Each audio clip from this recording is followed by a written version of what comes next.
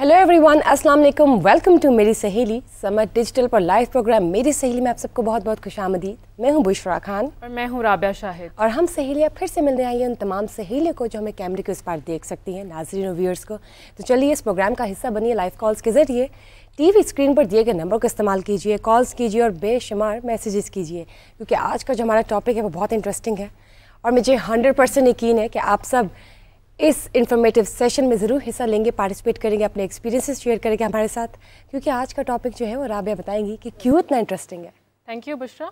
मेरी सहेली में तो हम रोज़ नए नए टॉपिक्स लेकर आते हैं और आज हम बात करेंगे बहुत ही ख़ास टॉपिक पर कि ख़वातीन सिनफ़ियान कैसे बन सकती हैं और अपनी लाइफ में आने वाले चैलेंजेस का कैसे मुकाबला कर सकती हैं, because being an unbreakable woman is a tough job, is a continuous process and a never ending journey for women. तो आज हम इन तमाम एस्पेक्ट्स पर बात करेंगे। और ऐसा नहीं कि हमारी सोसाइटी में ख़वातीन के लिए एक्सेप्टेंस नहीं है, और उन्होंने बहुत सारी ऐसे काम किए हैं, माशरे में अपनी पहचान बनाई है, अपना नाम बनाया है।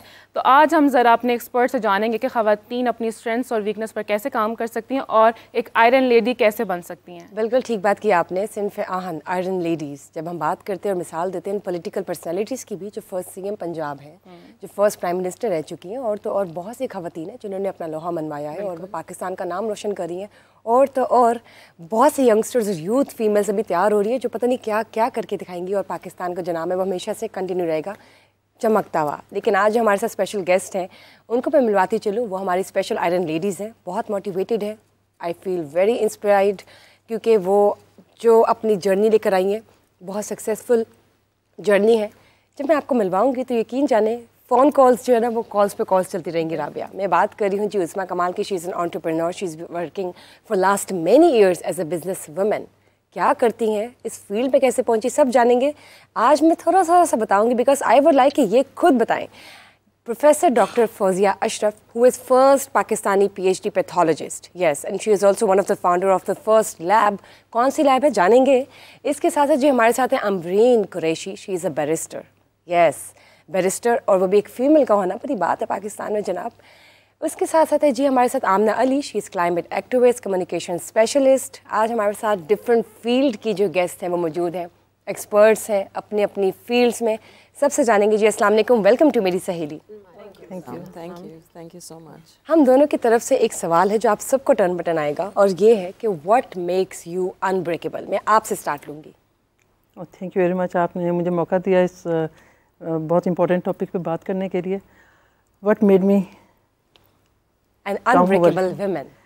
देखिए, ये तो जहाँ पे एक मुआशरा शुरू होता है, अ मेल एंड अ फीमेल, वहाँ पे जो नेचर ने एक बायोलॉजिकल डिफरेंसेस रखे हैं वो तो ठीक है, लेकिन एट द सेम टाइम अल्लाह ताला ने इंटेलिजेंस को, इमोशंस को जिस तरह डिवाइड किया है उसको हमने आगे लेके चलना है।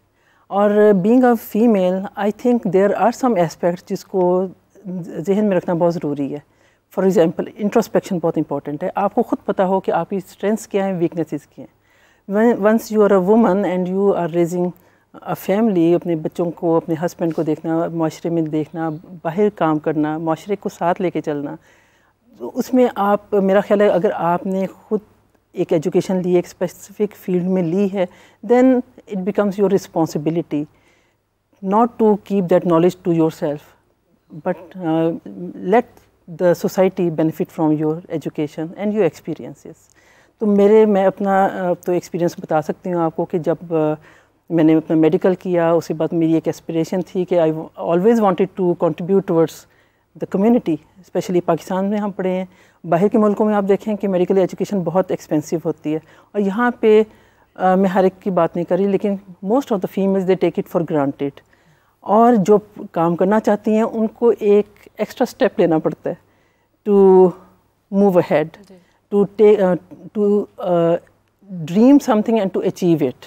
तो उन अपने गोल्स को अचीव करने के लिए वो आपके लिए एक स्ट्रगल भी होती है। आपको पता हो कि अपने कल्चरल वैल्यूज़ को देखना है, अपनी एजुकेशन को आगे बढ़ाना भी है, बच्चों को भी देखना है। तो आप अपनी लाइफ को जिसको कहते हैं कंपार्टमेंट्स बना लेते हैं कि आपने किस तरीके से देना है, ऑर्गेनाइज कैसे करना है, टाइम, हर एक को टाइम भी देना है और कैसे आके लेके चलना है। जिस तरह माशाल्लाह I have 3 boys 1 girl, I have 4 children।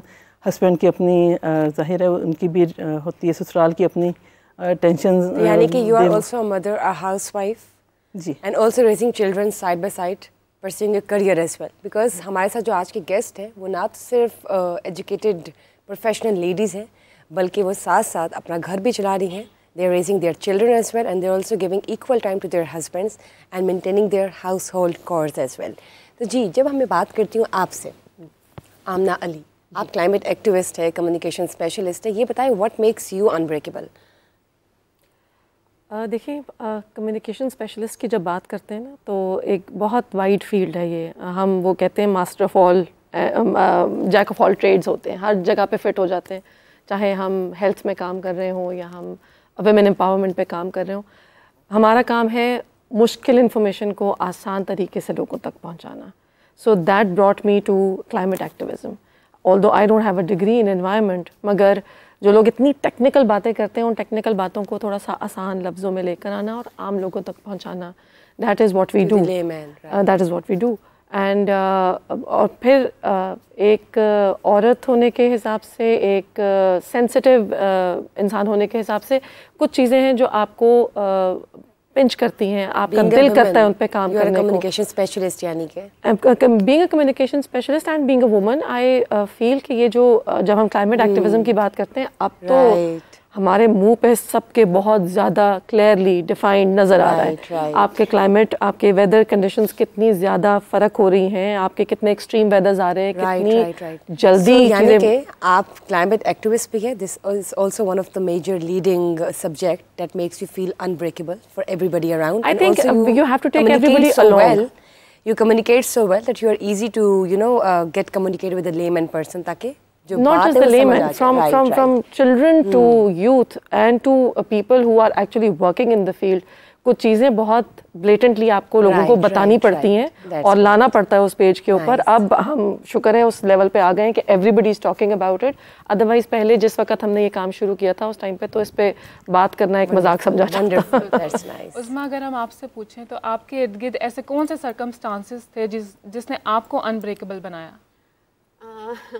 Thank you so much जी, आपने बड़ा अच्छा क्वेश्चन किया। बेसिकली होता ये है कि जो सर्कमस्टांसेस हैं, पहले तो मैं ये समझती हूँ कि शायद ये अल्लाह ताला ने आपके लिए लिखा होता है और उसी तरह के असबाब आपके साथ पैदा होते हैं। जैसे मैं अगर अपना आप देखूँ तो मैंने उस टाइम पे बिज़नेस एडमिनिस्ट्रेशन की डिग्री ली जब नॉर्मली फ़ीमेल्स को इतनी ज़्यादा लिबर्टी नहीं थी कि वो इस तरह की प्रोफेशनल एजुकेशन में जाएँ।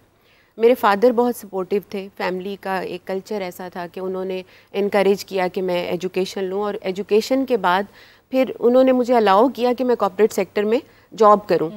तो कुछ इस तरह से सिलसिला चलता रहा। मैं समझती हूँ कि आपके इनसाइड में जब आप समझते हैं डिटर्मिनेशन है, आप एम्बिशियस हैं और आप करना चाह रहे हैं, बिकॉज सबसे पहले आपका अपना आप होता है जो आपको ड्राइव करता है, उसके बाद फिर आपके सर्कमस्टांसेस हैं। समहाउ मैं चूँकि प्रोफेशनल लाइफ में आ गई थी तो मेरी शादी भी एक ऐसी फैमिली में हुई जहाँ पे मेरी मदर इन लॉ भी वर्किंग थी, मेरी सिस्टर इन लॉ भी वर्किंग थी। तो मुझे कुछ इस तरह का कंजीनियल एनवायरनमेंट मिला कि वो अंडरस्टैंड करते थे कि क्या मसाइल हो सकते हैं। So you had a supportive family as well, and जी बिल्कुल, really played a great role yes in your part. That's great. जब आपसे बात करते हैं अमरीन, आप ये बताइए, आप बैरिस्टर हैं और एज अ फीमेल पाकिस्तान में बैरिस्टर होना इज़ वेरी रेयर। बहुत कम परसेंटेज है जो औरतें बैरिस्टर हों।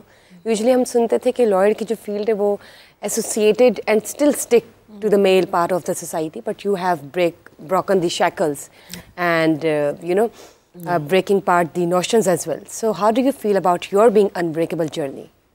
Thank you so much for such a lovely introduction, and I think yes, Pakistan में अभी बैरिस्टर लड़कियां खैर होंगी, मगर प्रैक्टिसिंग जो एक्चुअली अदालतों में जाके अपना केस लड़ती हैं वो बहुत कम है कि गिनती में आती हैं। सो आई थिंक मैं अगर पीछे देखूं कि मेरी बैकग्राउंड में क्या चीज़ एक सपोर्टिंग फैक्टर था, वो actually would be my father and my mother. I think they never, हम दो बहनें एक भाई है, और उन्होंने आई डोंट थिंक कभी भी हम में कोई डिफरेंस रखा कि एक जेंडर होता है ना कि ये लड़की बच्ची है तो ये काम करेगी। So I think that's where it all started कि पढ़ना है तो उतना ही पढ़ना है जितने भाई ने पढ़ना है, और अगर बाहर जा रहे हैं तो फिर तीनों बाहर गए, So my father allowed me to go and study abroad, and you know, एक trust factor था. But what hit me कि when I realized कि भाई ये सारा कुछ पाकिस्तान में नहीं होता was maybe when I came back and when I started practicing in the Lahore High Court. After becoming a barrister, I realized कि वहाँ पे कोई लड़की नहीं थी.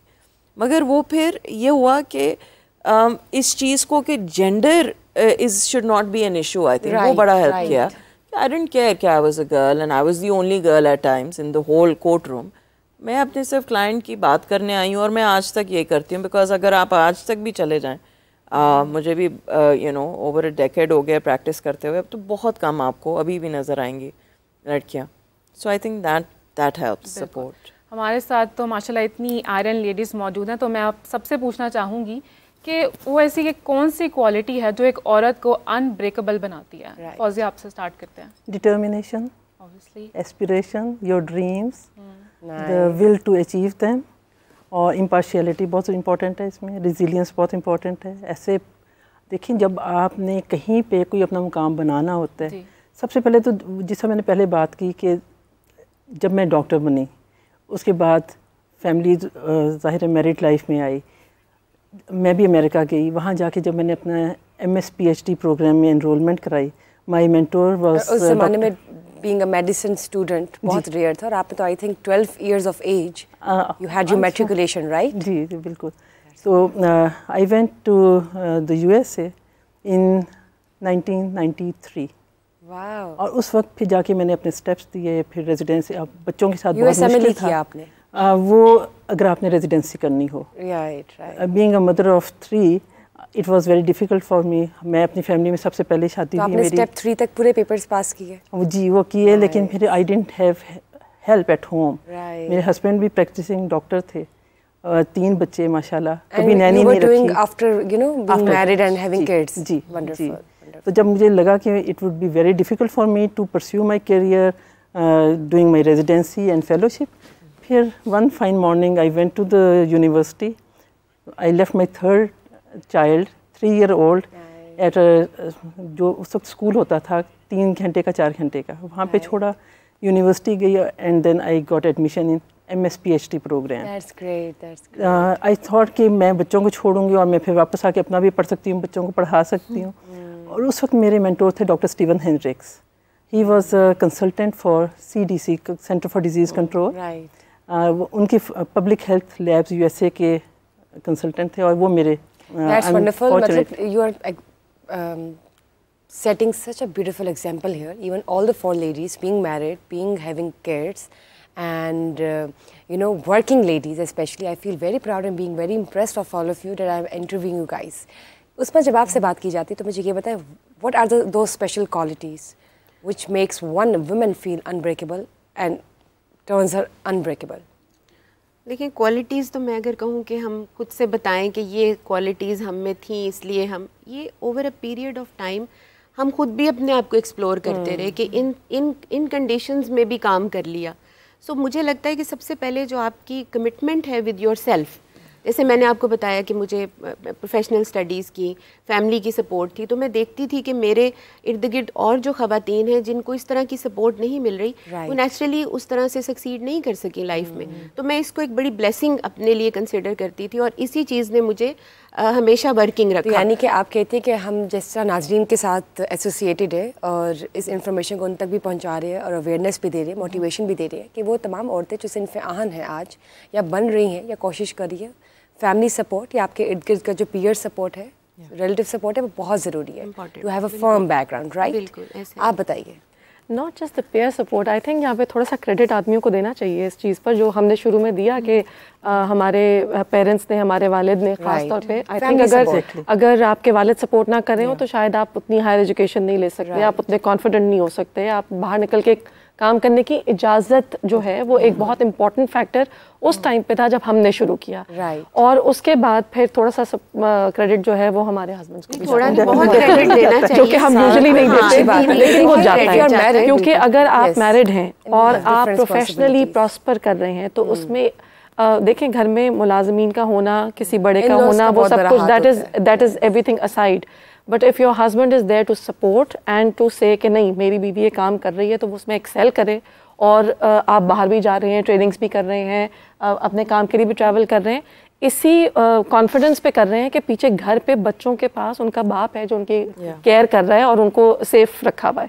अगर हमारे पास ये ऑप्शन ना हो तो फिर हम में से बहुत सारे लोग बहुत कर्टेल अपना काम कर दें, उस लेवल पे नहीं पहुंच सके जिस लेवल पे हम यानी कि you are giving this credit being married to your husband as well, and all those unmarried women who are out there can give their credits to their fathers, mothers and supportive family. And things have changed now. उस time पे फर्क था कि कामयाब मर्द औरत के पीछे या तो उसके माँ बाप का हाथ होता है या तो हस्बैंड का हाथ होता है, और बच्चों मेरा ख्याल है पूरी कम्युनिटी का होता है, क्योंकि सब यानी कि आप चल रहे होते हैं, फैमिली है और फैमिली ही आपकी जिंदगी का एक सिंसियर हिस्सा होता है, which is you देखिए फर्स्ट प्रायोरिटी तो फैमिली है ना आपकी। कुछ भी होगा तो सबसे पहली priority is your family and then work comes as a start. जो होता है ना शुरू में पढ़ाई का, फाइनेंस का, अभी भी I was at Lincoln's Inn at my bar school and I called my dad, you know, I just said that अबू thank you for supporting me and financially giving me the money so I could be where I am today. But वो भी like you were saying as well कि वो फिर the next phase in a woman's life is her getting married and leaving the house and then going to another person's house, और वहाँ पे उस type की सपोर्ट अगर नहीं मिलती तो वो बहुत बड़ी स्ट्रगल हो जाती है। So that support is extremely important. I think अभी भी जब मेरे पास कोई भी हाई प्रोफाइल केस आता है, I do discuss it with my husband, my brother has a very significant role as well. I think बड़ी चीज़ें हैं जिस पे उसने अब भी बोला है कि नहीं ये करेगी, यू नो, ये जाएगी।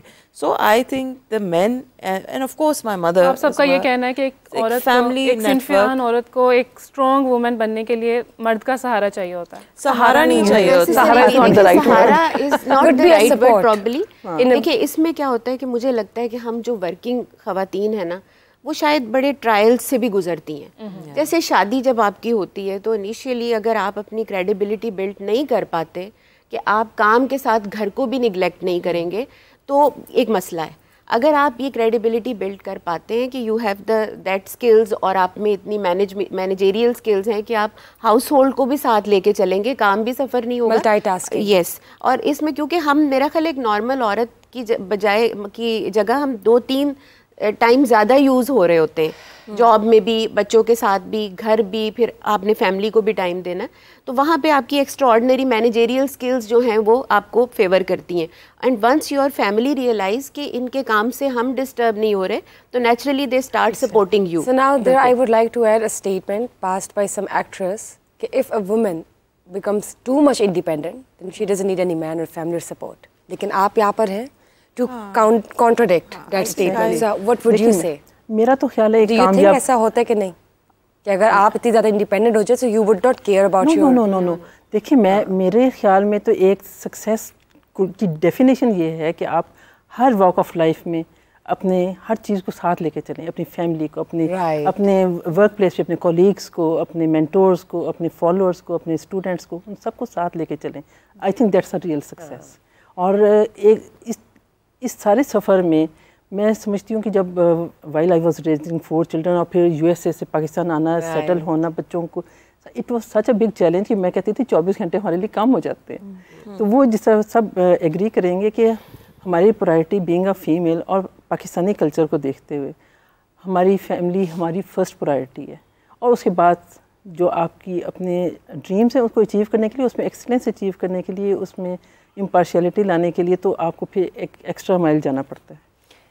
अच्छा, one thing I add, I think हम लोग एक ये चीज़ गलत करते हैं, हम लोग बहुत बड़ा बना देते हैं इस चीज़ को कि ओ जॉब पे जा रहे हैं और यू नो ये हम कर रहे हैं। आई थिंक अगर आप उसको अपने आप को ही इतना इम्पोर्टेंस ना दें, like I don't know how to explain this, मगर अगर आप उसको कहेंगे इट्स अ नॉर्मल थिंग, मैं जॉब पे जा रही हूँ, मैं घर आऊँगी, तो फिर आई थिंक वो आपको अफेक्ट करता है। हम बात करते हैं एक मजबूत औरत की, तो ठीक है, लेकिन if a woman is going through some difficult or tough phase of her life, for example divorce हो गई, या कोई ऐसा मामला हो जाता है ज़िंदगी में, कोई प्यारा चला जाता है ज़िंदगी से, कोई भी इशू हो सकता है which takes her into a state of depression, anxiety or anything that she feels like she is nowhere. ऐसी औरत मजबूत कैसे बन सकती है, ऐसी औरत स्ट्रॉन्ग वुमेन कैसे बन सकती है, किस तरह उस क्रिटिकल फेज से अपनी ज़िंदगी से निकले? आई वुड लाइक कि आप सब इसके बारे में बताएं टर्न बाय टर्न। अच्छा, I get a lot of these cases, I have to deal with a lot of women who have any example going through divorce and या उनके हस्बैंड्स की डेथ हो जाती है, उनको इनहेरिटेंस नहीं मिलती, वो उनको बच्चों के साथ निकाल देते हैं. So I have to deal with this is part of the work that I do for women and children of this country. So उसमें फिर आई थिंक वो एक ट्रांजिशनल पीरियड होता है, इट इज़ टफ, मगर एक उनको सपोर्ट की और एक स्ट्रॉन्ग यू नो, चाहे वो माँ की तरफ से फ्रेंड या even you know mental support through आपके psychologist and psychiatrist, anyone who could give them that space where they can be themselves and explain कि भाई क्या कुछ हुआ है. Time only heals and I think वो जो ट्रांजिशन है from having that really traumatic experience to eventually standing up on their 2 feet, उसके लिए उनको टाइम चाहिए, जो एक आदमी को भी चाहिए होगा और एक औरत को भी, जो भी ऐसे हादसे से गुजरते हैं. सो आई थिंक कि वो बहुत ज़्यादा अफेक्ट करता है. और अगर आपके पास सपोर्ट सिस्टम नहीं है या अपने ऊपर कॉन्फिडेंस नहीं है कि भाई I will be able to manage it या इसको मैं क्रॉस कर लूँगी, तो फिर वो मुश्किल हो जाता है. अब जैसे आपने बात की, तो इस तरह की कोई अगर खातून किसी मुश्किल वक्त से गुजर रही है और उसने इस वक्त से निकलना है बाहर, और she has to turn herself up into a strong women, तो उसमें फैमिली का कितना, जैसे आपने कहा कि एक कामयाब औरत के पीछे फैमिली का, भाई का, खावंद का या माँ बाप का होता है, तो ऐसी औरत जो मुश्किल वक्त से गुजरी है, उसके पीछे भी फिर क्या इन रिलेटिव्स का रोल होना चाहिए या नहीं, और किस हद तक होना चाहिए ये होना तो ज़रूर चाहिए. लेकिन मेरा ख्याल है, शायद मुझे अमरीन सपोर्ट करें इस चीज़ पे, कि जब आप इस किस्म के मुश्किल हालात से गुजर रहे होते हैं तो शायद सबसे ज़्यादा आपको रेजिस्टेंस फैमिली की तरफ से ही मिल रही होती है. बिल्कुल सही. और अपनी फैमिली की तरफ से भी मिल रही है. सो आई थिंक इसमें 2 चीज़ें बहुत इंपॉर्टेंट हैं. एक तो एजुकेशन. एवरी वुमन, आदमी तो चलें पढ़ रहे हैं, नहीं पढ़ रहे तो स्किल्ड वर्कर बन जाएंगे. आजकल के दौर में with this inflation, with this economic condition throughout the world, I think every girl should be educated and should be able to earn for herself. सबसे ज़्यादा जो आपका सारे इमोशनल ट्रॉमाज एक तरफ हैं और इकोनॉमिक ट्रॉमा एक तरफ है, आपकी सारी डिसीजन मेकिंग उस चीज़ पे बेस करती है. तो अगर आप खुद कमा रहे होंगे ना, तो आपके बहुत सारे डायनामिक्स चेंज हो जाते हैं. लेकिन सेकेंडली जब हम इमोशनल सपोर्ट की बात करते हैं, तो यहाँ पे आपका जो सोशल मीडिया है वो एक बहुत बड़ी ब्लेसिंग भी है. आपके पास अब बहुत सारे ऐसे प्लेटफॉर्म्स हैं जिसमें बहुत सारी ऐसी खवातीन जो नहीं, कमाने की बात नहीं, मैं अभी इस ट्रॉमा से निकलने की बात कर रही हूँ कि आप खुदा ना खास्ता एक बहुत डिप्रेसिव अगर मोड से गुजर रहे हैं, तो उस टाइम पे यू नीड टू टॉक. और आपको ऐसा बंदा चाहिए होता है जो आपको जज ना करे, आपकी बात को, आप जो कहना चाहते हैं आप कहें. तो अब ऐसे बहुत सारे प्लेटफॉर्म्स हैं जिस पे खवातीन आके सिर्फ बोलती हैं, सिर्फ बताती हैं कि मेरे साथ ये हुआ है and I'm going through this and I wanted to say it out aloud, and then they get the support from other women who've gone through this catharsis and support from other women who've gone through this the same thing, and they tell कि हम उससे किस तरह निकले थे.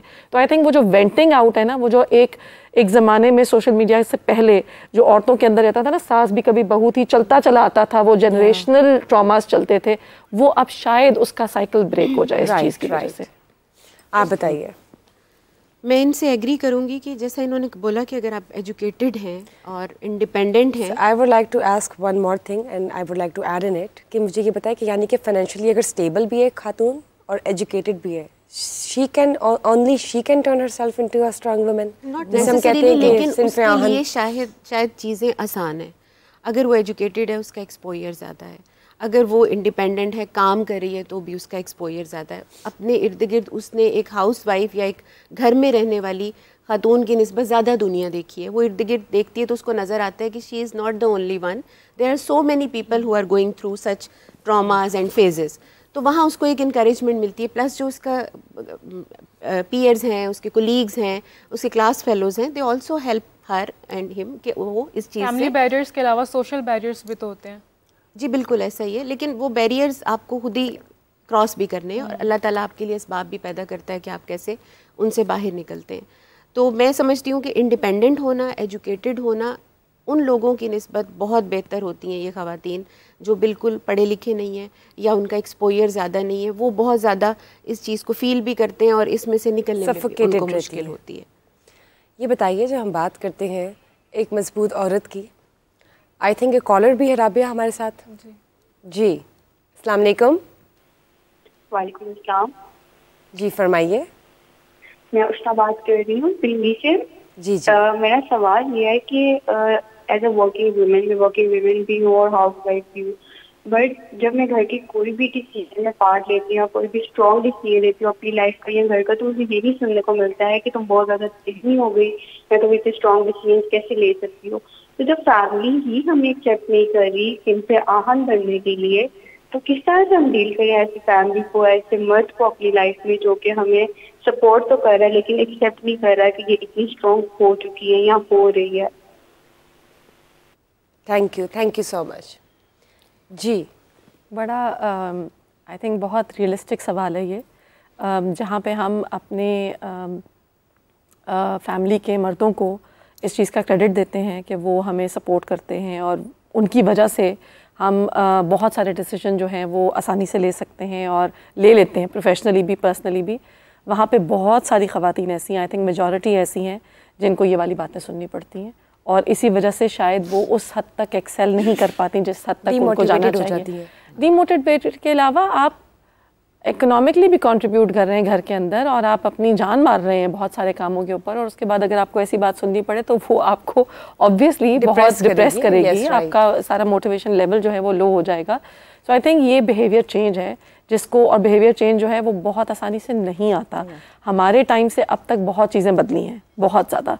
हमारे time के ऊपर घर से बाहर निकल के काम करना एक बहुत प्रिविलेज समझा जाता था या बड़ी आज़ादी दे दी है लड़की को। अब मजबूरी है, अब अगर वो लड़की काम नहीं करेगी तो आपका घर ही नहीं चलेगा, क्योंकि आपको 2 बंदे चाहिए कमाने के लिए। जिस तरह का ज़माना जा रहा है, जिस तरह का ज़माना जा रहा है, मेरा ख्याल है फैमिली मेंबर नहीं कमा के आप फेथ इन योर ओन, आपको अपने खुद कॉन्फिडेंट हों, आपको अपनी एबिलिटीज़ पे कॉन्फिडेंट हों कि आप you can do it. But you see the caller जो कह रहे हैं, हाँ, उसमें अब उसमें क्या आ जाता है कि एक पार्ट ऑफ द सोसाइटी है जो मर्द डोमिनेंट है और मेल चॉविनिस्टिक सोसाइटी है जो कि नहीं बर्दाश्त करते। अगर औरत जो है वो बिल्कुल स्टेबल हो रही है, साइड बाय साइड खड़ी हुई है, man to man, you know, shoulder to shoulder, तो अब they always want their women to be submissive. How would you no take up such sort of an example and case and how what would you advice?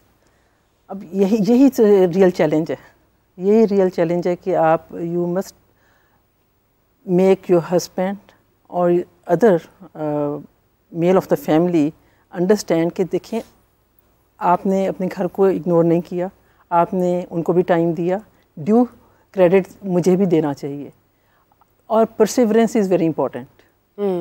Do not give up, have faith. और मेरा ख्याल है एक at some point of time those man will realise whether he is your husband और your son, इस तरह के होते हैं। बच्चे भी जब बड़े हो जाते हैं वो भी अपनी माओ को कहते हैं कि आप घर बैठ जाएं, आपको आराम करने की ज़रूरत है। मेल शोविनिस्टिक सोसाइटी है, अभी भी है, और things are changing but they have not changed as yet. और ये चैलेंजेस आते हैं और ये हमें भी कई दफ़ा फेस करने पड़ते हैं। कई दफ़ा आपको अपना टाइम टेबल आप खुद से नहीं बना सकते, it depends on your family members. तो मेरा ख्याल है कि अगर आप परसिवरेंस रखें, कॉन्फिडेंट रहें, empathy is a part of this thing. To get somewhere, these factors, they do matter. And I think I'll add one thing that I think just being yourself and being able to communicate how you're feeling. अब जैसे कि वो अभी बात कर रही हैं और उनको वो चीज़ बुरी लगी है, अगर आप एक्चुअली अपने स्पाउस के साथ या कोई भी फैमिली मेम्बर है जो क्वेश्चन कर रहा है आपकी एबिलिटी को, अगर आप उसको ऑन द फेस अगर आप कहें कि भाई आई फेल्ट बैड या मुझे बुरा लगा कि तुमने ऐसे बात की है, एंड एक कम्युनिकेशन और अंडरस्टैंडिंग का एक म्यूचुअल चैनल खोल देना, तो फिर ये जो चीज़ें हैं ना वो, और ये जो परसेप्शन है और ये जो इनसिक्योरिटी है जो हो जाती है जब आपको नज़र आए कि आपकी स्पाउस शायद आपसे ज़्यादा कमा रही है या आपसे ज़्यादा टाइम बाहर गुजारी है, वो कम्युनिकेशन और अंडरस्टैंडिंग फिर वो बहुत हेल्प करती है। इस टाइप की जो ये जो कॉलर थे उनकी जो फीलिंग्स हैं उसको यू नो डू अवे या सेट असाइड करने में। समरीन, डू यू थिंक कि आज के ज़माने में मर्दों में एक्सेप्टेंस नहीं है एक स्ट्रॉन्ग वुमेन की? Yes, of course, but हमारे में अपने में नहीं है। Before we talk about the man, I think हमें ये नहीं पता कि हम खुद कितने स्ट्रॉन्ग हैं। हमें अगर सेल्फ कॉन्फिडेंस हो, और ये सिर्फ ये नहीं है कि औरतें जो घर से बाहर काम करती हैं उनकी हैं, इवन जो घर के अंदर है, हमें बहुत ज़्यादा शुरू से ही ट्रेन कर दिया जाता है कि आपने जो भी है बर्दाश्त करना है। सो बिकॉज अगेन मेरा काम ऐसा है जिसमें मैं बहुत ज़्यादा डोमेस्टिक वायलेंस और जेंडर बेस्ड वायलेंस केसेस देखती हूँ, आई रियलाइज़ कि आपको बहुत ज़्यादा बर्दाश्त दी जाती है और उसके बाद फिर चीज़ें ख़राब होनी चाहिए. सो फर्स्ट थिंग ये होती है कि अपनी सेल्फ कॉन्फिडेंस, और उसके बाद आई थिंक अंडरस्टैंडिंग, और फिर आई थिंक शायद as a society will be more able to be to accept the fact कि भाई औरतें भी काम कर सकती हैं. You're right actually. You know, there is certain part of the society जिसमें जब मेल आ जाते हैं तो इवन कि इफ़ यू सी ना कि जो लड़कियाँ शादी कर रही हैं उसमें से मोस्ट ऑफ द प्रोफाइल्स में भी ये आ रहा होता है कि लड़की काम करने वाली ना हो. They want a fully fledged confined within four walls. But this is has to be you know somewhere. इस चीज़ को तोड़ने की ज़रूरत है, ख़त्म करने की ज़रूरत है, क्योंकि मेल जो मर्द की कम्युनिटी वो बर्दाश्त नहीं करती. They are dominant, they are still dominant in Asian culture, subcontinent. इस चीज़ को किस तरह से किस हद तक ख़त्म किया जाए. जो नई यूथ है, यंगस्टर्स, अब तो वो बहुत पढ़े लिखे हैं, बहुत अवेयरनेस है.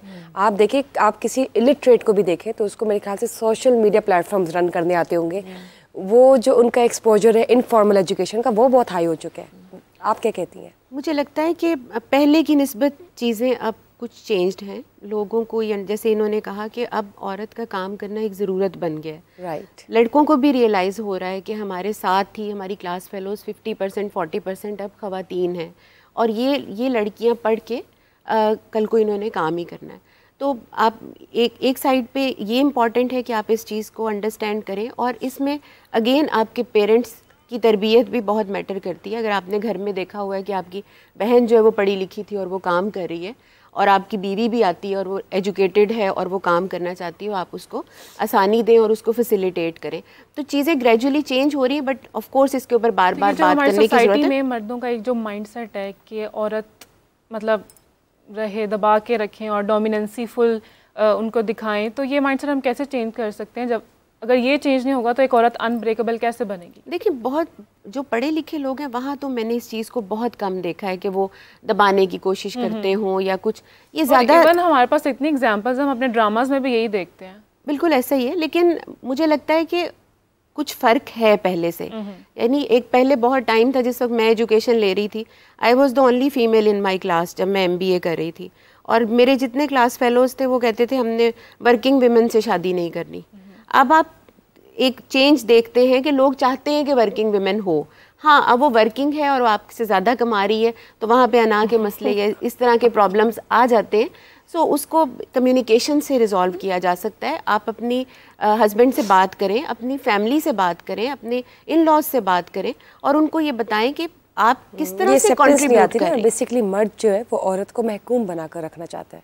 चाहता था. मैं थोड़ा सा इसमें कि मुझे नहीं लगता कि आज के मर्द ऐसे हैं. मेरे हस्बैंड हैं, जैसे इन्होंने अपने घर की मिसाल दी, इन्होंने माशाल्लाह से अपना बताया, मुझे बहुत सपोर्ट है उनकी. और ऐसा भी टाइम आया कि शायद किसी टाइम पे मैं उनसे ज़्यादा अर्न करती थी, लेकिन कभी उन्होंने इस चीज़ को नहीं किया, और मैंने हमेशा उनको सपोर्ट दी. एक पॉजिटिव परसेंटेज है और एक नेगेटिव परसेंटेज है. रूरल एरिया से, अर्बन एरिया से, लिटरेट एरिया से, इलिटरेट एरिया से, माइंडसेट से, नोशंस हैं. हम उसके साथ साथ अगर चलें तो you guys should feel lucky and motivate others, ताकि others can take inspiration. But when we talk about the dark part of the society, अगर औरत कमाने वाली मिल जाए तो वो मर्द भी अक्सर लेजी हो जाते हैं. वो घर बैठा आपको मिलेगा, वो औरत के ही ऊपर चढ़ जाएगा. और तो और वो जो औरत कमा के ला रही है, फिर she is the bread earner of this house. इस चीज़ को कैसे ख़त्म किया जाए कि अगर औरत कमा रही है, एजुकेटेड है, she is also raising her children and she is making name, even representing Pakistan as well. क्योंकि सिन्फ़ आहन और आयरन लेडीज़, अनब्रेकेबल लेडीज़ जो है, वो तो फिर देखिए इस तरह ही बनती है ना. मैं तो समझती हूँ कि हज़रत मोहम्मद सल्लल्लाहु अलैहि वसल्लम की मिसाल हमारे लिए कितनी इम्पोर्टेंट है कि हमने बचपन से सुना और हदीस में देखा कि हुज़ूर पाक सल्लल्लाहु अलैहि वसल्लम जब अपने घर में हेल्प कर देते थे, अपने जूते तक गांठ लेते थे. ये हमने पढ़ा, बचपन में भी पढ़ा. और देखें, हम being Muslims, to bring balance is very important. मैं अपनी एक एग्जांपल देती हूँ. जब मैंने यहाँ पे शुरू किया, डेंगी 2008 में डेंगी की वबा फैली हुई थी. मेरी PhD is in molecular pathology, जिसमें DNA टेस्टिंग होती है. इसमें इन्फेक्शियस हो या जेनेटिक डिजीज़ हो, दैट्स अ डिफरेंट सब्जेक्ट. तो ये जिन्ना हॉस्पिटल में, ये एक पब्लिक हॉस्पिटल है जहाँ पे लोग वेट करते हैं 8 बजे और हम 12-1 बजे जाने की तैयारी कर रहे होते हैं. मैं आपको पब्लिक लेवल पे तो नहीं बता सकती. My husband was holding a very important post, और मैंने अपना नाम मैरिड नेम से अपना मेडन नेम चेंज किया just to work in a public hospital, क्योंकि मैं समझती थी कि अगर मैंने अपना, और उस वक्त मैं अपनी PhD के यहाँ पे कुछ हेपेटाइटिस C के जो लिवर होता है उसमें काफ़ी सख्त हो जाता है, उसमें बायोप्सी लेना बहुत मुश्किल हो जाता है। तो मैं समझती थी अगर मैं अपना पता चला कि मैं किससे, मेरा हस्बैंड कौन है, मेरे लिए काम करना बहुत मुश्किल हो जाएगा। उस वक्त फिर साथ डेंगू की वबा आ गई, उस पर मैंने अपना इंटरेस्ट था कि उस पर मैं रिसर्च करूँ। I stayed in the lab for 3 days Jinnah hospital की, एंड आई डिस्कवर्ड कि क्या वजह थी जिस वजह से डेथ्स हो रही है। And my husband he took care of my 4 children। My youngest baby was just 2-3 years old। तो ये देखिए उनका साथ था। Such a great support। अल्हम्दुलिल्लाह, अल्हम्दुलिल्लाह। और ये एग्जाम्पलरी, हाँ एग्जाम्पलरी है। और इसमें हम अगर सही मुसलमान बन जाएं और बैलेंस क्रिएट करने की कोशिश करें, कई दफ़ा ऐसे हुआ होगा जहाँ मैंने बहुत ज़्यादा सेक्रीफाइस किया अपने हस्बैंड के लिए, जिस तरह उन्होंने मेरे बच्चों को देखा जब मैं आई वॉज वर्किंग, तो कई दफ़ा बहुत मुश्किल हो जाता है। लेकिन कम्युनिकेट करें and try to convince them कि हमें इकट्ठा एक फैमिली को लेके चलना है, एक दूसरे को स्पेस और इवन रखा जाए। डॉक्टर साहब एक बात, अभी आपने कहा उन्होंने मेरे बच्चों को सपोर्ट किया जब मैं लैब में थी। अब मैं यहाँ पे ना कम्युनिकेशन की बात करूँगी।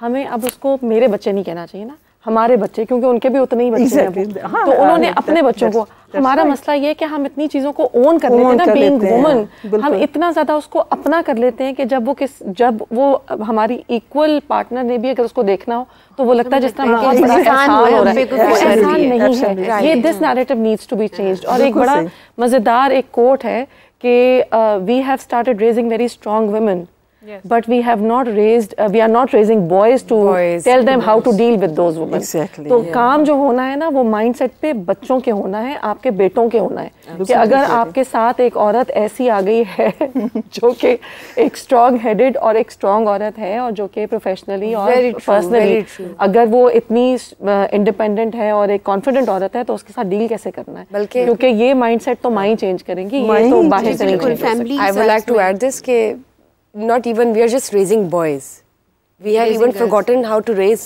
men or gentlemen। Exactly, they should know कि what is women, how to respect a woman, and if there is an educated woman, how to treat that educated woman and how to have any woman, the how to treat any woman, any human being, this needs to be very very clearly defined to the children now। जो आपने मुझसे शुरू में बात की climate activism की, भी मेरी जो क्लाइमेट एक्टिविज्म है ना वो बच्चों से शुरू होती है। जिस वक्त मैंने ये काम शुरू किया था, I went for a training in the US and when I came back, तो मैंने उस वक्त, मेरी बेटी जो है वो 2 साल की थी, सबसे छोटी वाली, तो मैंने घर आके उनसे ऐसी बात की about climate change and water conservation और ये वो। तो मेरे घर में बच्चों ने ना ड्यूटियाँ ले ली। एक बेटी ने ड्यूटी ली कि फालतू सारी लाइटें मैंने बंद करनी है, तो वो मैं क्या करूँगी। तो वो घर में इस मामले पे थी कि सिर्फ घर नहीं, स्कूल, हर जगह बच्चे को चीज़ सिखा देना, वो पूरे पाकिस्तान को वो चीज़ सिखाएगा जाके। और दूसरी बच्ची जो है सबसे छोटी वाली, वो वाटर गार्ड बनी हुई थी कि आप टूथपेस्ट कर रहे हैं और पानी चल रहा है, पानी बंद। किचन में बर्तन धुल रहे हैं और पानी चल रहा है तो पानी बंद। आप बच्चे को सिखाएंगे तो सारी जिंदगी उसके साथ रहेगा। जो आदमी है वो औरतों पर कंप्लीट डोमिनेंस चाहते हैं, तो इस माइंडसेट को कैसे तोड़ा जाए? कंप्लीट डोमिनेंस तो मैं नहीं एग्री करती उस पर, मतलब परसेंटेज होगी जो चाहते हैं ये।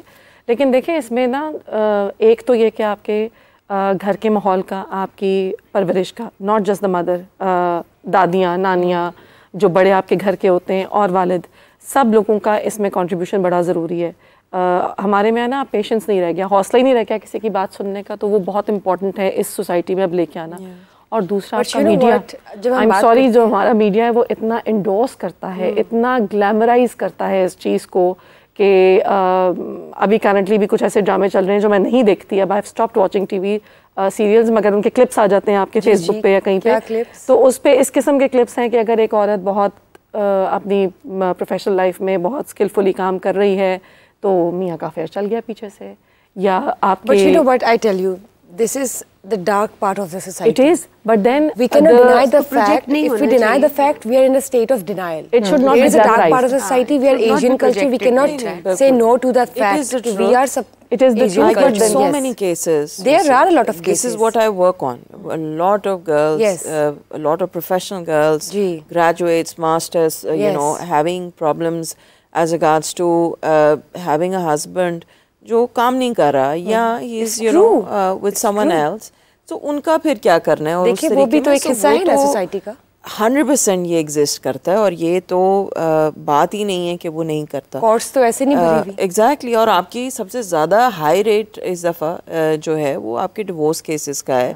इट्स इवन के खुला केसेस अब ज़्यादा है। Exactly, a woman has started taking खुला because of she is not afraid of it। हाँ, एक तो they know the rights, and secondly I think there are times अगर आप कभी देख लें कि क्या क्या होता है, और ये एजुकेटेड आपकी एलीट फैमिलीज हैं, these are not especially the kind of cases that I do or the kind of clients that I get, तो उनके साथ जो होता है, और ना सिर्फ उनके जो हस्बैंड्स हैं, उनके हस्बैंड्स के जो फादर्स हैं वो किस तरीके से मैनिपुलेट करते हैं और सारा कुछ। सो आई थिंक एक बैलेंस तभी आएगा जब अवेयरनेस आएगी eight the end of the day.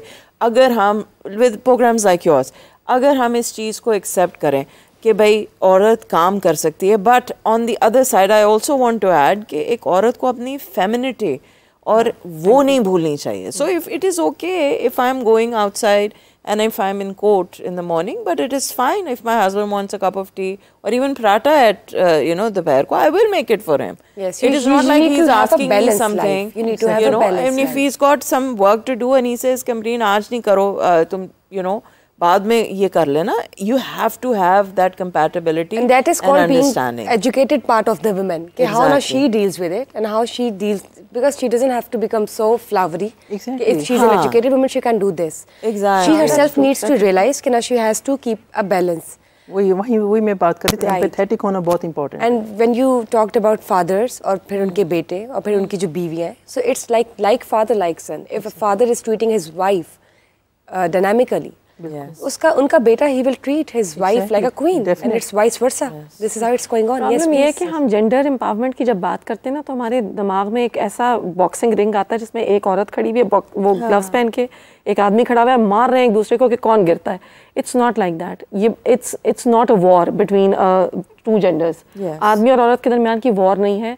Eight the end of the day what we need to realize is कि मिल के साथ चल के ही आप अपना घर और अपनी फैमिली और अपनी ज़िंदगी गुजार सकते हैं, उसमें कोई मुकाबला नहीं आ रहा। So now when we talk about those unmarried iron women, आप सब तो माशाल्लाह मैरिड हैं and telling a lot of examples about it, and those married women can actually relate to it. But when we talk about those iron ladies who are yet to get married and are actually quite independent, but keeping up good pace with the family as well, so what would you say about those challenges जो उनको face होते हैं? क्या challenges बिल्कुल हैं। मैं अपनी बेटी की बात करती हूँ, माशाल्लाह she is doing her residency.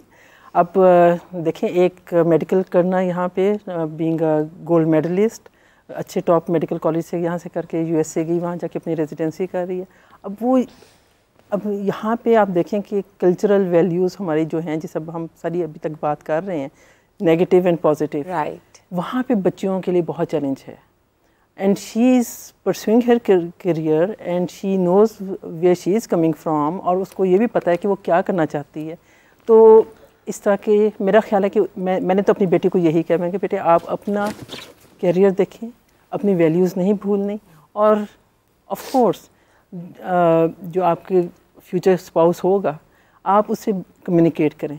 मेरे ख्याल बातचीत करना और कंपेटिबिलिटी देखना बहुत ज़रूरी है। हमारे टाइम पे भी मेरे अपने फादर ने बिफोर फाइनलाइजिंग हमसे पूछा था कि आप इस तरीके से रिश्ता है, आप आपस में बात कर सकते हो। ये तो इस्लाम ने भी हमें हक दिया, रजामंदी का। हाँ, रजामंदी का, एक दूसरे को लिमिटेड, आप ज़ाहिर of course within limits करेंगे, लेकिन get to know the other person, compatible हो, देन गो अहेड। क्योंकि जिन्होंने आगे काम करना है, ये झूठ नहीं होना चाहिए कहीं किसी साइड पे भी, और ये बहुत इंपॉर्टेंट फैक्टर है। कई फैमिलीज होती हैं जस्ट टू कि रिश्ता पक्का हो जाए, वो उस वक्त तो बड़े फ्लावरी पिक्चर करते हैं, और उसके बाद फिर कहते हैं नहीं जी हमें तो अच्छा नहीं लगता, आपको किस चीज़ की कमी है। इट्स नॉट अबाउट कमी, इट्स नॉट अबाउट पैसा। आप ये देखें कि अब जब मैं यहाँ पर आई हूँ, अपनी PhD, अपनी molecular pathology is a field जो यहाँ पे एक्सेप्टेबल नहीं था। हमारे अपने रिडंडेंट सिस्टम में, मेडिकल में ही जो हेल्थ डिपार्टमेंट आप कर ले, वहाँ पे ये चीज़ थी नहीं कि ये it's a part of pathology. I had to go through courts, people challenge कि ये तो PhD है ही नहीं। हाँ, justice Ejazul Hassan is a big name, उन्होंने मेरा केस सुना, 1.5 साल के बाद 20 सफ़ों का मेरे हक़ में फ़ैसला लिखा। अब ये किसी को नहीं पता, लोगों ने तो वही देखा कि जो अखबारों में आया, ठीक है, कि ये molecular pathology is not a part of pathology. अब देखिए जो मैंने 24 साल 25 साल पहले ये ट्रेनिंग ली, वो अब हर मेडिकल कॉलेज में अब it's a part of the system. But when I came, I had to struggle. I had to go through those obstacles. And these were your challenges, but you stood fast. I did. Yes. और यहाँ पे सिर्फ मैंने health में नहीं किया, मैंने food department में जो चीफ मिनिस्टर उस वक्त के थे, उन्होंने देखा, उन्होंने जब मैंने डेंगू पे काम किया, उन्होंने मुझे फोरेंसिक साइंस एजेंसी का कंसल्टेंट ले लिया, उस पर मेरी कंट्रीब्यूशन। फूड अथॉरिटी में मेडिकल स्क्रीनिंग फैसिलिटी जो आपको फूड सर्व कर रहे होते हैं, फूड हैंडलर्स, मैं उनकी ऑनरी कंसल्टेंट हूँ, पैथोलॉजिस्ट। मुझे आप बताएं, इस तरह अगर आप अपने आप को लिमिट ना करें और हर बैलेंस लेके चलें तो I think you can contribute. और ये औरत के ऊपर भी है कि if she is working she should know how to balance, she shouldn't you know fall to one side of the story and neglect the other. जी हमारे साथ कोई कॉलर है? जी अस्सलाम वालेकुम। अस्सलाम वालेकुम। मेरा नाम सना है और मैं जहनम से बात कर रही हूँ। मेरी शादी हो गई थी और डिग्री कंप्लीट नहीं हुई थी, जिसकी वजह से मुझे अब तक भी बहुत ज़्यादा अफसोस है। अब मैं अपने हस्बैंड को, अपने ससुराल वालों को कहती हूँ कि मुझे पढ़ने दें, क्योंकि मुझे भी अपनी प्रोफेशनल लाइफ स्टार्ट करनी है, अपना करियर स्टार्ट करना है। लेकिन वो मानते नहीं है, वो कहते हैं नहीं अब तो तुम्हारी शादी हो गई है और तुम बच्चे संभालो, ससुराल को देखो, घर वालों को देखो, यही तुम्हारे काम आएगा। लेकिन जब मेरी शादी होने से पहले मैंने उनसे ये बात की थी तो उन्होंने तब मुझे कहा था कि ठीक है तुम पढ़ सकती हो, जॉब भी कर सकती हो। अब वो मानते नहीं है। मैं क्या करूँ, क्योंकि मुझे अपने करियर बनाने का बहुत ज़्यादा शौक है। Thank you. एक तो अब क्योंकि ये है, इसमें आप सिर्फ आप बात करें या आपके कोई बड़े हैं वो बात करें, मगर take yourself seriously in your education और ज़रूर अपने पेरेंट्स या बड़ों को इन्वॉल्व करें इसमें, ताकि आपको पढ़ाई जो है आपकी कंटिन्यू हो।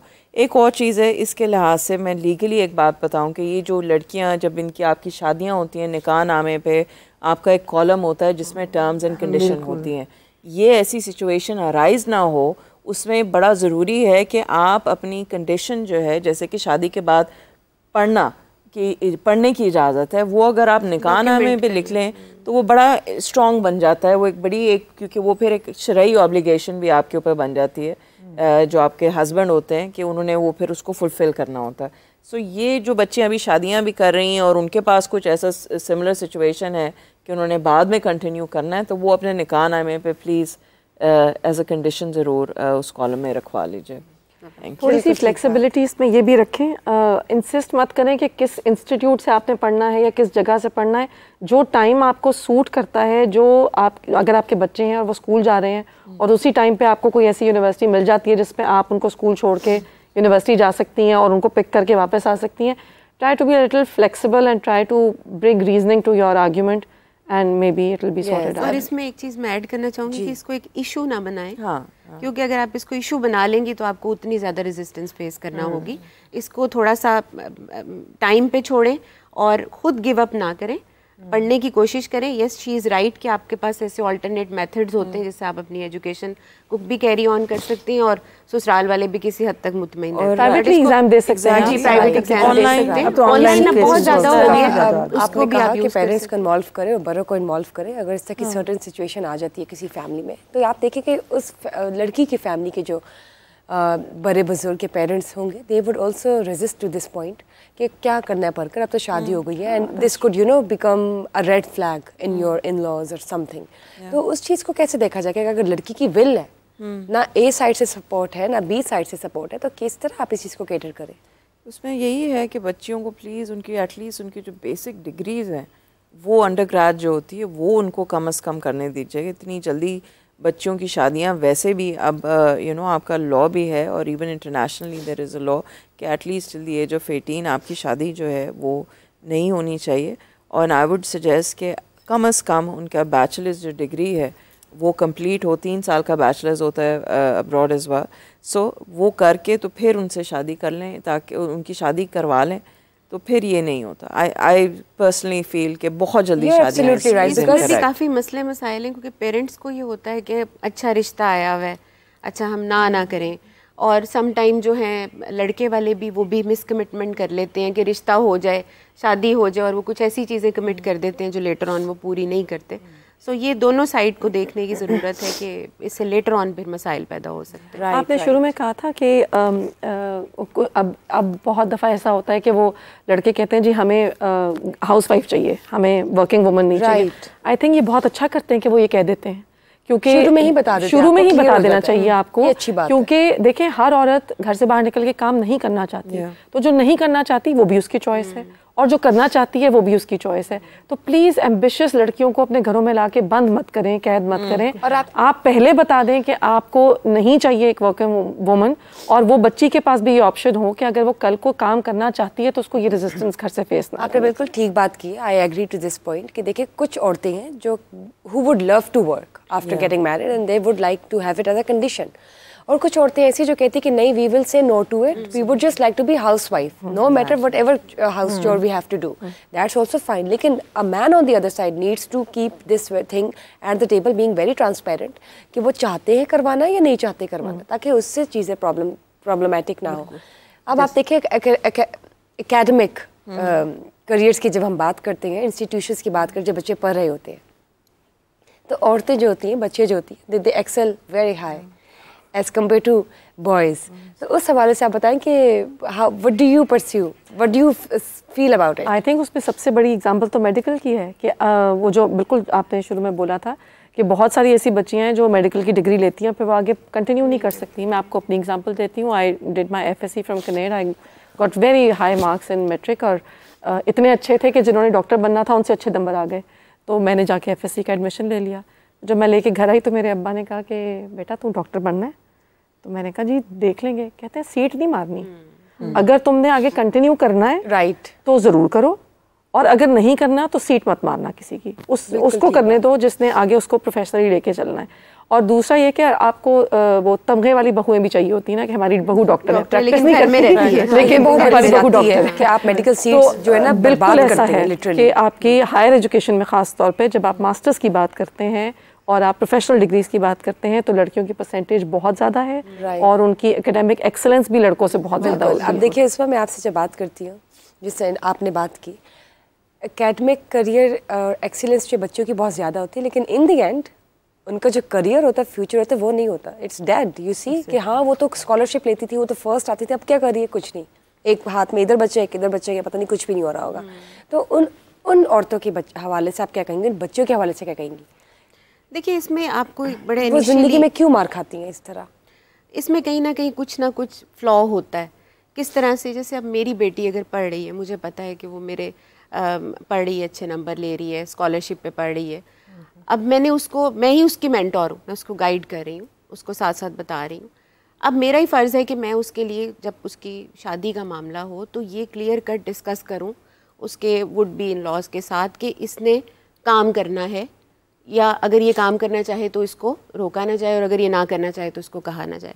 सो ये डिपेंड करता है कि आप कहाँ से इस चीज़ को लेके चलते हैं। वैसे मैं पर्सनली समझती हूँ कि अगर आपके बच्चा पढ़ने वाले हैं और आप उन बच्ची को हमेशा से ये कहें कि उसने इंडिपेंडेंट होना है लाइफ में, ये सोच के कि इसका रिश्ता नहीं आएगा या कल को इसकी शादी में मसले होंगे तो आप उसको भी डबल माइंडेड रखें कि हाँ तुम प्रोफेशनल डिग्री तो ले लो लेकिन पता नहीं आगे तुम काम कर सकोगी या नहीं कर सकोगी। तो ये सारी चीज़ें आपने साइड बाय साइड लेके चलानी है, तभी आप किसी बेटर डिसीजन पे पहुंच सकते हैं। लेकिन we should not be undermining women who are house makers, because जो होम मेकर है वो भी बहुत एफर्ट कर रही होती हैं और कुछ अपनी चॉइस से कर रही हैं, कुछ अगर चॉइस से नहीं भी कर रही। हमारी एक साइकोलॉजी की टीचर होती थी कनेड में, एक दफ़ा एक ओल्ड स्टूडेंट उनको मिलने के लिए आई तो उन्होंने कहा अच्छा बेटा क्या कर रही हो?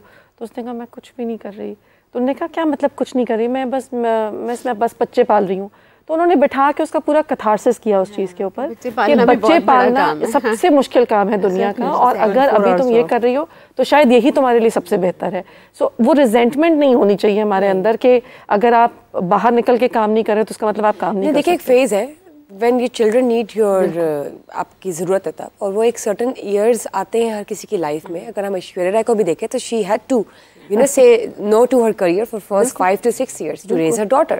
That's also an excellent part for being a mother, and then you can just come back to the society and give your best. This is how it is. आप इस बारे में क्या कहेंगी? मैंने आपको अपनी एग्जांपल दी कि जब मेरा तीसरा बेटा he turned 2.5-3 years old, then I joined MS PhD program.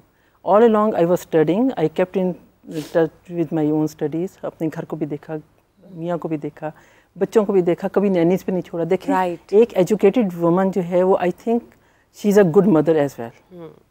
Definitely फ़र्क होता है, बजाय इसके कि मैं किसी को पॉइंट आउट नहीं कर रही, मैं एक जनरलाइज बात कर रही हूँ कि जब आपकी अपनी एजुकेशन, आप देखें पढ़ी लिखी माँ हो के आप एक इलिटरेट नैनी के हवाले कर देती हैं अपने बच्चा, वो बच्चा उसकी ज़ुबान बोलेगा, बिल्कुल उसी की वैल्यू सीखेगा। लर्निंग, लिसनिंग, स्पीकिंग बच्चे की एग्जैक्टली। और इनिशियल 5 years में आपके सारे न्यूरॉन्स जो होते हैं उन डेवलप हो जाते हैं, वो कैच करते हैं ये चीज़ें। एग्जैक्टली आपके न्यूरॉन्स जितने डेवलप होते हैं बाय द एज ऑफ 5 वो डेवलप हो जाते हैं, उसके बाद सारा वेस्ट में चले जाते हैं। तो जितनी एजुकेटेड मदर्स होंगी वो अपने बच्चों को फर्स्ट हैंड खुद खिलाएं, खुद पिलाएं, खुद उनका ख्याल करें। बॉन्डिंग जो होगी there is no comparison parent के साथ, और वही एजुकेशन आगे आपको पे ऑफ करेगी इन द लॉन्ग रन। अगर आपको बहुत शौक है बाहर काम करने का तो आप थोड़ा सा वेट कर लें, बच्चों को देखें, उसके बाद देन यू कैन वर्क। उस वक्त तक हस्बैंड्स भी आपके साथ इतना देखते हैं कि उसने इतनी मेहनत की है तो वो थोड़े मेलो डाउन हो जाते हैं। अच्छा, इसमें एक मसला ये आता है कि जैसे कॉर्पोरेट में मैंने काम किया, 16-17 ईयर्स मैंने मुख्तलिफ़ कंपनीज़ में प्रीडोमिनेटली टेलीकॉम में काम किया। हमारे केस में ये नहीं होता था। हमारे केस में अगर आपने जॉब छोड़ी है तो आप अनलाइक टीचिंग के फिर से दोबारा से उसको वहाँ से शुरू करें। वो कैरियर ब्रेक जो था वो बड़ा फेटल होता था आपके एंटायर जर्नी के लिए। तो उस सूरत में आपको डिफरेंटली फिर सोचना है कि आपने किस तरह से फैमिली को करूंगी। I would like to call her here. अस्सलाम वालेकुम जी, वेलकम टू मेरी सहेली। वालेकुम अस्सलाम जी, उबैदुर्रहमान सुलेमानी अब्बाबाद से बात कर रहा हूँ जी, फरमाइए।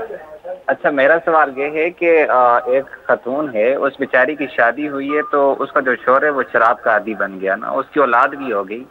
अब वो बेचारी कहती है कि अब मैं औलाद भी हो चुकी है, उसके बाद फिर अभी औलाद होने वाली है, लेकिन ये शौहर जो है वो तशद्दुद ही करता जा रहा है। अब ना इसको अपनी औलाद को छोड़कर मैं अपने घर की तरफ जा सकती हूँ ना कुछ, तो ऐसी सूरत हो तो फिर क्या करना चाहिए ख़वातीन को? बहुत शुक्रिया आपका। हाँ जी, पहली चीज़ पुलिस में एक स्पेशल औरतों का सेल बन गया, जेंडर बेस्ड पूरी यूनिट है, तो वहाँ पे जाके रिपोर्ट की जाती है और वहाँ से कोशिश की जाती है कि शायद ये समझ जाए और इसको अपनी आदतें सही कर दे। और अगर नहीं तो फिर एक ही तरीका है, वो यही है कि वो अपने घर जाए और फिर वहाँ पे खुला और जो नानो नफ़का है, यानी कि जो मेंटेनेंस है, पैसे, वो उससे ले बच्चों के। तो इसको जितना डिनाई करेंगे और ये कहेंगे कि वो बेहतर हो जाएगा, वो गलत है। आई थिंक जब आपको पता है कि वो शराबी है और वो ये सारी हरकतें कर रहा है तो उसमें बच्चों के लिए और माँ के लिए ये बेहतरीन यही होगा कि वो या तो उसका घर छोड़ ले या आई वुड से कि आई डोंट नो, आई मीन कि घर ही छोड़ेगी और क्या करेगी। बट बिल्कुल सही बात है कि एक माँ होती है वो बहुत मजबूत होती है, लेकिन अगर इस तरह के चैलेंजेस इसकी ज़िंदगी में आए तो it does not, you know, give her a chance to become an unbreakable woman or Sinf-e Ahan or iron lady. Even then she'll be a Sinf-e Ahan, because if she leaves an abusive marriage and raise her children by earning herself, तो इससे बड़ी और क्या मिसाल होगी Sinf-e Ahan की? And for that she has to prepare herself for the B plan. Yes, this is how it is. There should always be a B plan. जी, iron lady बनने की ज़रूरी नहीं कि आप बुरे हालात में ही रह के तो अपने आप को आयरन लेडी प्रूव कर पाएंगे। समटाइम क्विटिंग अ सिचुएशन जो है वो आपके लिए ज़्यादा बेहतर होती है और फिर उसमें से आप अपने आप को दोबारा you mean taking the right decision? And one thing I'll say that women, देखिए अब जैसे कि वो आदमी बुरा है तो उसका नानो नफ का जो मेंटेनेंस है ना बच्चे की, चाहे आप किसी बैड मैरिज से निकल रहे हैं और आप सिंगल मदर हैं या आप खुद एक बड़ी प्रोफेशनल है, उसका जो शरई और इस्लामिक जो ड्यूटी है वो माँ पे नहीं है। सो माँ could be earning lakhs of rupees, Islamically आपके ऊपर उसका आपका कोई ड्यूटी नहीं है to pay for the bills in the house. वो आपके जो हस्बैंड है उसके ऊपर ड्यूटी है। So you have to also understand that कि जो एडिड बर्डन है जो हो गया है ऑफ डिस्ट्रीब्यूटिंग और dividing the bills, I find that also a bit unfair on the girls. So Yeah, that's what I wanted to add actually. Maybe this kind of discussion needs to happen with the people who are making dramas for the media, क्योंकि ये चीज़ें, मैं ये नहीं कहती कि आप stark realities ना दिखाएं जो हमारी society की हैं, उनके solutions दिखाएं, उनको glamorize ना करें problems को. There was a drama which was promoting and motivating other women out there. सिन्फ़े आहन के नाम से था, Iron Ladies. They were actually हर किस्म की कैटेगरी की औरत, उसका घर, उसका बैकग्राउंड, कल्चर, सब कुछ दिखा के उन्होंने दिखाया था कि वो कैसे निकली can she you know turn into an iron woman, और कितने चैलेंजेस थे, कितनी मुसीबतें थी, और ये नेचुरल है, ये रियलिटी है हमारी सोसाइटी की, लेकिन आपने रुकना नहीं है, कंसिस्टेंट और हार्ड वर्क रहे. अब जब मैं बात करती हूँ ह्यूमन राइट्स के लिए, यूनेस्को की, यूनिसेफ की, बहुत से इदारे हैं जो वुमेन राइट्स पर काम कर रहे हैं, बहुत से हैं, वी हैव लॉट, लेकिन अभी भी मसले और मसाइल हैं. उस तरह से औरत बाहर नहीं निकल पाती कॉन्फिडेंस के साथ और क्रेडिबिलिटी के साथ जिस तरह निकलना चाहिए. हालांकि सदियों से बहुत काम चल रहा है औरत की प्रोटेक्शन पे, राइट्स पे, उसको मोटिवेट करने के लिए. आप इस हवाले से क्या कहेंगे? देखिए, मैं तो समझती हूँ कि अभी तक बहुत चैलेंजेस हैं, सब कुछ है, लेकिन इम्प्लीमेंटेशन, रियल लाइफ में implementation needs to be done, उसकी अभी बहुत गैप है. जितनी आप हाई प्रोफाइल एजुकेटेड हो जाएंगे, उनके लिए और ज़्यादा मुश्किल हो जाता है उनको फॉलो करना. तो मेरा ख्याल है ये थ्रू योर चैनल, हमारे जो सोशल मीडिया, इससे बहुत फ़र्क पड़ेगा, बहुत फ़र्क पड़ेगा. और अमरीन मुझे सेकंड करेंगे आई गेस कि ये चैलेंज जो है, या बहुत लो सोसाइटी का, जो लो सोशियो इकोनॉमिक स्टेटस का, मिडल जो है वो कम है, हाईएस्ट एंड लोएस्ट. आप क्या कहेंगे उसमें? जी बिल्कुल, मैं एग्री करूँगी उनकी बात से कि अवेयरनेस क्रिएट करने की बहुत ज़रूरत है. जैसे आपका प्रोग्राम है, इसके अलावा और दीगर जगहों पे ये बात होती है कि लोगों को बताएं कि क्या है और किस तरह से उन्होंने इन चीज़ों को फेस करना है. जो हम माइंडसेट चेंज की बात करें, वो ओवरनाइट नहीं होगा. माइंडसेट चेंज होते होते टाइम लगता है. जनरेशन आफ्टर जनरेशन बहुत सी चीज़ों का रिज़ल्ट आता है. जैसे हमने कुछ हालात और देखे, आज हम जो देख रहे हैं वो हमारे बच्चे नहीं देखेंगे. तो ग्रेजुअली चीज़ें जो हैं, अगर हम उनको कंसिस्टेंसी के साथ फॉलो करते रहेंगे, फॉलो अप देते रहेंगे, तो थिंग्स विल गेट बेटर. और ये कि एक ये ज़रूर कंपैटिबिलिटी बहुत इंपॉर्टेंट है. कंपैटिबिलिटी बहुत इंपॉर्टेंट है. अगर आप समझते हैं the other person is not meant for marriage, then make your decision in the first place. बिल्कुल ठीक. Don't go for marriage. So last comment. Yeah please. So my thing जो मैं कहना चाहूँगी वो ये है कि आयन वुमेन या आयन गर्ल्स सब होती हैं, चाहे उनकी मर्ज़ी है, उन्होंने काम करना है या उन्होंने हाउस वाइफ बनना है. मगर एक रिक्वेस्ट होगी to parents of these iron daughters, you know, वो ये है कि इतना जो, और जो मैं कर रही हूँ हर शो पे मोस्टली जाके, वो ये कि अपने जो आप पैसे जमा करते हैं और लोन लेते हैं इतनी लैविश शादियों करने में, उससे बेहतर है कि आप अपनी बेटी को फाइनेंशियली इंडिपेंडेंट शुरू से ही कर दें, इन द सेंस कि आप उसके लिए, अगर if you have that much money, buy her an apartment or something. I know this is a bit untraditional and unconventional way of saying this. If you can do this, you should do this. Right. This should be an option for a woman to keep investment is in the education.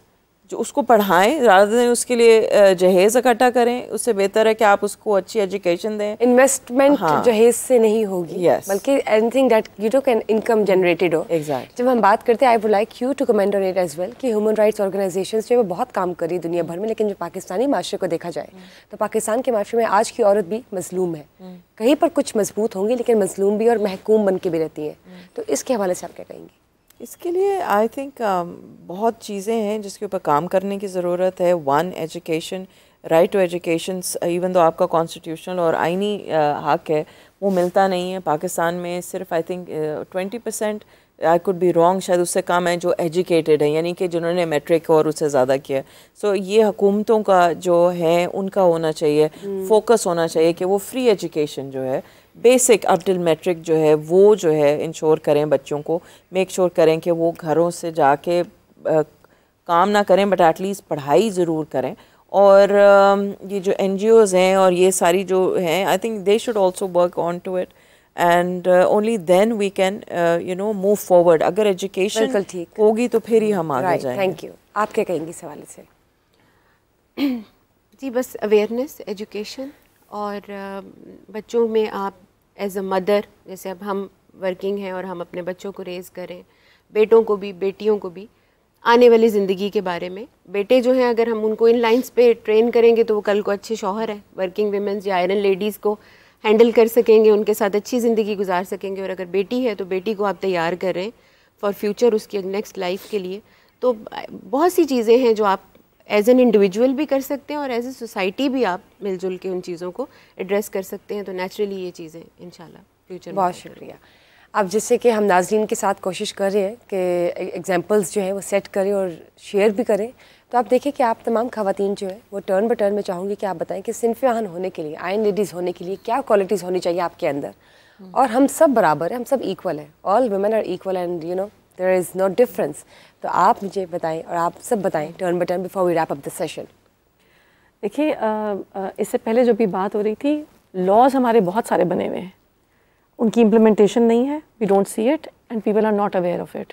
सबसे ज़्यादा important तो awareness create करना है। Even आपकी work place के ऊपर भी work place harassment laws are there, मगर कहीं पे डिस्प्लेड नज़र नहीं आते, इसलिए किसी को उनके बारे में पता ही नहीं है।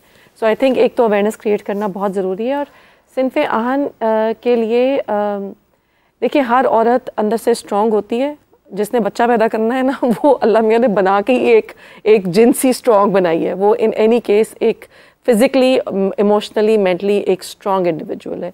और सिर्फ हमें उस चीज़ को रियलाइज़ करने की ज़रूरत है। Perseverance is very important, being confident is very very important and resilience is very important. Sensitive होना छोड़ दें, हर छोटी छोटी चीज़ को दिल पे ना लगाया करें। ज़िंदगी बहुत बड़ी है, बड़े बड़े मसलों पे बात किया करें, छोटी छोटी चीज़ों को दरगुजर कर देना चाहिए। जी हाँ जी, I think I probably agree to that. I think self confidence is extremely important, मगर ये है कि अपने ऊपर सेल्फ कॉन्फिडेंस के अलावा एक और चीज़ है जो मुझे लगता है मेरे लिए personally was very important, was अल्लाह पे यू नो यकीन। बड़ी दफ़ा आप लोग अकेले होंगे और आपके साथ शायद कोई भी ना आपके साथ खड़ा हो, मगर और आपको कभी कभी ऐसी डिसीजंस लेनी पड़ती हैं जो बिल्कुल ही एक गट इंस्टिंक्ट पे होती है। सो उसमें फिर अल्लाह पे यकीन होना बहुत बहुत, अपना ईमान पुख्ता होना बहुत ज़रूरी है, और फिर आपके लिए रास्ते वैसे ही खुल जाते हैं। I think that is the only way, self confidence and यकीन इन अल्लाह, और वो फिर आपके लिए रास्ते फाइनेंशली और अदरवाइज खुल जाते हैं। I think well said. जी बिल्कुल, इन्होंने दोनों ने तो काफ़ी ऑलरेडी बता दी है। राइट। अब मैं एक आपके चैनल की तवज्जो से सबको बताना चाहती हूँ, आयरन लेडी को बिफोर मैरिज और आफ्टर मैरिज उनको कैटेगराइज ना करें, उनका टेस्ट ना लें, ठीक है। औरत जिस तरह इन्होंने पहले बताया कि बहुत मजबूत होती है, पहले मजबूत होती है। अगर कोई कुछ करना चाहती है, कंट्रीब्यूट करना चाहती है, it's not about money, it's not about finances, it's not about being a show off in the society. कोई कंट्रीब्यूट करना चाहती है तो उसको करने दें, उसको हेल्प करें आप। और अगर कोई एजेंसीज इस तरह की बनी हुई हैं तो वो थोड़ी और ज़्यादा फोरफ्रंट पर आएँ, ऐसी खुद देखें। हो सकते हैं वो जो औरतों के लिए काम कर रही हैं, औरतों के लिए काम करते हैं, उनके राइट्स के लिए, और उनको राइट्स दिलाएं, और मजीद इस पर काम करें, मजीद काम करने की ज़रूरत है, ताकि जो परसेंटेज हमारी सोसाइटी की डार्क अभी भी है वो भी क्लियर हो सके। जी। और उनका टेस्ट ना लें आप, क्योंकि वो देखें कॉन्फिडेंट भी है, शी वांट्स टू डू, लेकिन उसको थोड़ा मौका दिया जाए और उनके लिए चीज़ें आसान। Absolutely right. जी। सबसे पहले तो जिसने आयरन लेडी बनना है उसको सेल्फ अवेयरनेस होनी चाहिए। एज एन इंडिविजुअल उसको पता होना चाहिए मेरे क्या प्लस हैं, मेरे क्या माइनस हैं, मुझे कहाँ इम्प्रूव करना है, और बिहेवियर में इम्प्रूव करना है, अपनी क्वालिफ़िकेशन में इम्प्रूव करना है, अपने और एक्सपर्टीज़ में इम्प्रूव करना है। तो ये सेल्फ अवेयरनेस से ही स्टार्ट होगा। उसके बाद वो कितनी कंसिस्टेंसी के साथ वो उस चीज़ को लेके चलती है। अगर वो कंसिस्टेंट नहीं है तो ऑफ कोर्स वो आयरन लेडी नहीं बन सकती। फॉलो अप, कंसिस्टेंसी और मुस्तकिल मिजाजी से परसू करते जाए, ऑड्स आएंगे, फेवरेबल सर्कमस्टांसेस कम होंगे, बट जैसे इन्होंने कहा कि छोटी छोटी चीज़ों को महसूस करने की ज़रूरत नहीं। अगर आपके प्लान्स बड़े हैं, आपके एम्स हाई हैं, तो आप उनको देखें, उन पे फोकस करके चलें, तो इंशाल्लाह अल्लाह की मदद साथ रहेगी इंशाल्लाह। बिल्कुल ठीक बात की आपने कि how you can be an unbreakable women, iron lady, Sinf Aahan, self consistency, self awareness, और सबसे पहली बात तो ये कि self love, be your favourite. आपको पता हो कि आप स्पेशल हैं and you are a precious part of your self as well. Whereas consistency, hard work, taking up the challenges and moving on and never looking back is something which can actually make you unbreakable. आज का जो हमारा topic था वो बहुत informative था, interesting था, और जो हमारे साथ सिंफ आहन आयरन लेडीज़ मौजूद है, इन्होंने अपना स्पेशल टाइम देके अपनी सक्सेसफुल जर्नी के वो बातें की जो कि मेरे ख्याल से आप सबके लिए बहुत मोटिवेटेड थी और अमेजिंग थी, और मुझे उम्मीद है कि आप लोगों ने बहुत कुछ जाना और सीखा, और thank you for sharing your experiences as well from the other side of the camera. फिर से मिलेंगी हम ये सहेलियाँ, और तो और देखते रहिए समर डिजिटल के लाइव प्रोग्राम मेरी सहेली को रोज़ाना।